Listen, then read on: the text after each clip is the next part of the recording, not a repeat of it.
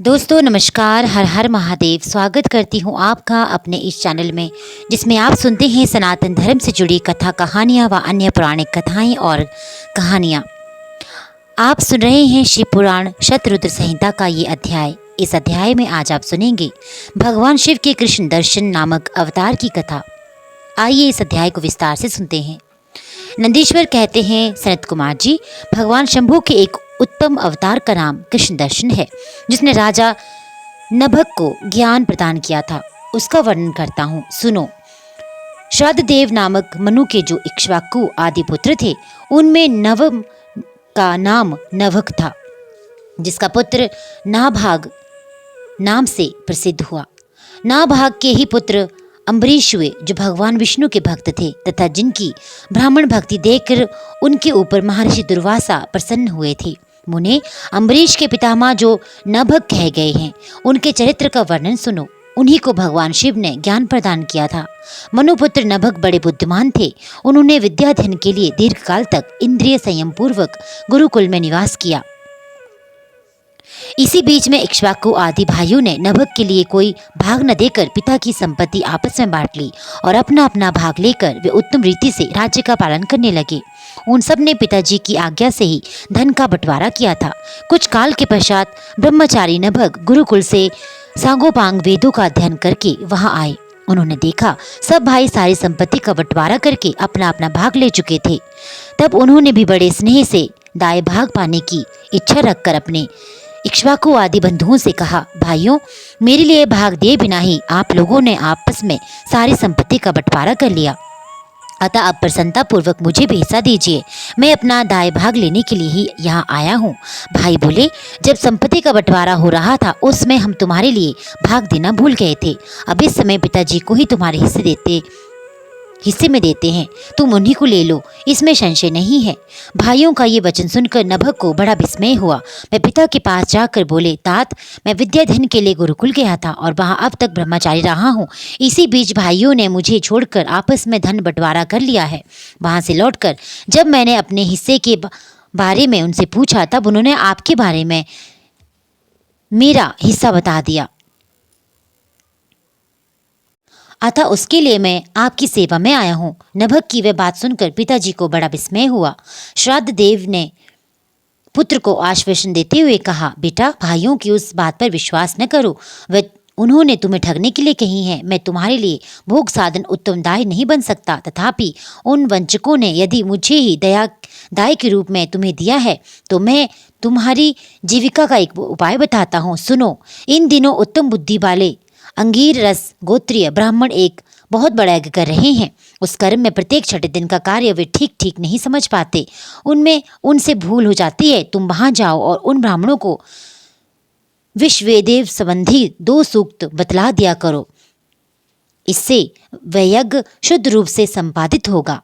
वह यज्ञ समाप्त होने पर वे ब्राह्मण जब स्वर्ग को जाने लगेंगे, उस समय संतुष्ट होकर अपने यज्ञ से बचा हुआ सारा धन तुम्हें दे देंगे।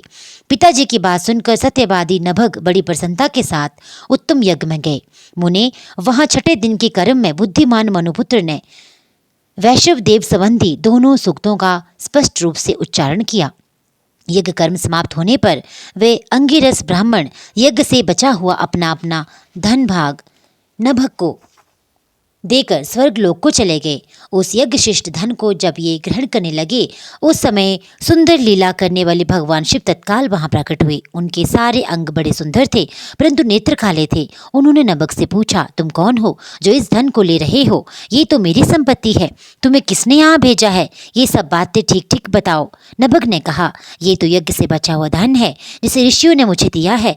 अब ये मेरी संपत्ति है, इसको लेने से तुम मुझे कैसे रोक रहे हो? कृष्ण दर्शन ने कहा, तात, हम दोनों के इस झगड़े में तुम्हारे पिता ही पंच रहेंगे। जाकर उनसे पूछो, वह ही निर्णय लेंगे। उन्हें ठीक ठाक यहाँ आकर बताओ। उनकी बात सुनकर नभग ने पिता के पास जाकर उक्त प्रश्न को उनके सामने रखा। श्राद्ध देव को कोई पुरानी बात याद आ गई और उन्होंने भगवान शिव के चरण कमलों का चिंतन करते हुए कहा, मनु बोले, तात, वे पुरुष जो तुम्हें वह धन लेने से रोक रहे हैं, साक्षात भगवान शिव है।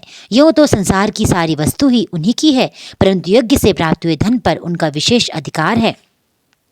यज्ञ करने से जो धन बचता है उसे भगवान रुद्र का भाग निश्चित किया गया है। अतः यज्ञ विशिष्ट सारी वस्तु ग्रहण करने के अधिकारी सर्वेश्वर महादेव जी ही हैं। उनकी इच्छा से ही दूसरे लोग उस वस्तु को ले सकते हैं। भगवान शिव तुम पर कृपा करने के लिए ही वहाँ वैसा रूप धारण करने के लिए आए हैं। तुम वहीं जाओ और उन्हें प्रसन्न करो, अपने अपराध के लिए क्षमा मांगो और प्रणाम पूर्वक उनकी स्तुति करो। नभग पिता की आज्ञा से वहां गए और भगवान को प्रणाम करके हाथ जोड़कर बोले, महेश्वर, ये सारी त्रिलोकी ही आपकी है, फिर यज्ञ से बचे हुए धन के लिए तो आप कहना ही क्या है। निश्चय ही इस पर आपका अधिकार है, यही मेरे पिता ने निर्णय दिया है। नाथ, मैंने यथार्थ बात न जानने के कारण भ्रमवश जो कुछ कहा है, मेरे उस अपराध को क्षमा कीजिए। मैं आपके चरणों में मस्तक रख कर ये प्रार्थना करता हूँ कि आप मुझ पर प्रसन्न हो। ऐसा कहकर नभग ने अत्यंत दीनतापूर्वक हृदय से दोनों हाथ जोड़कर महेश्वर कृष्ण दर्शन का स्तवन किया। उधर श्राद्ध देव ने भी अपने अपराध के लिए क्षमा मांगते हुए भगवान शिव की स्तुति की। तदनंतर भगवान रुद्र ने मन ही मन प्रसन्न हो नभग को कृपा दृष्टि से देखा और मुस्कुराते हुए कहा। कृष्ण दर्शन बोले, नभग, तुम्हारे पिता ने जो धर्मानुकूल बात कही है वह ठीक ही है। तुमने भी साधु स्वभाव के कारण सत्य ही कहा है, इसलिए मैं तुम पर बहुत प्रसन्न हूँ और कृपा पूर्वक तुम्हें सनातन ब्रह्म तत्व का ज्ञान प्रदान कर रहा हूँ।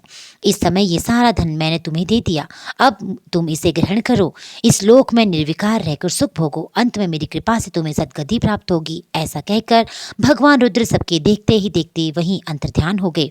साथ ही श्राद्ध देव भी अपने पुत्र नभग के साथ अपने स्थान को लौट आए। इस लोक में विपुल भोगों का उपभोग करके अंत में भगवान शिव के धाम में चले गए। ब्राह्मण, इस प्रकार तुमसे मैंने भगवान शिव के कृष्ण दर्शन नामक अवतार का वर्णन किया। जो इस आख्यान को पढ़ता और सुनता है उसे संपूर्ण मनोवांछित फल प्राप्त हो जाते हैं। तो दोस्तों, ये अध्याय यहीं पे संपन्न होता है। आगे के अध्याय में आप सुनेंगे भगवान शिव के अवधूतेश्वर अवतार की कथा, उसकी महिमा का वर्णन। दोस्तों, अगर आप इस चैनल में पहली बार जुड़े हैं, वीडियो को पहली बार सुन रहे हैं, तो चैनल को सब्सक्राइब करना और बेल आइकन को दबाना बिल्कुल ना भूलिएगा, ताकि आपको आने वाली वीडियो की नोटिफिकेशन मिल सके। वीडियो को अधिक से अधिक लाइक और शेयर करना भी बिल्कुल ना भूलिएगा। आपका दिन शुभ हो। हर हर महादेव।